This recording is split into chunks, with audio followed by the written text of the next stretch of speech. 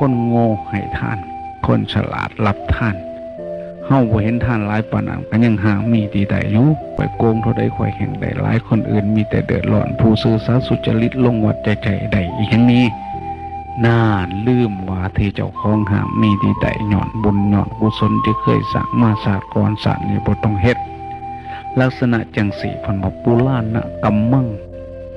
ปริคีนั่งบุญเก่าเล่ากำลังเบิดเมนเล่าเสียหางมีดีใดแต่จิตใจเล่ากำลังต่ำซ้ำกำลังดูถูกบาปกำอยู่บุญว่าวันบ่มีนั่นแสดงว่าบุญเก่าเล่าเบิดแล้วจึงทำให้เรายินดีในการทำสัวในการเอาเปรียบบ้านเอาเปรียบเมือง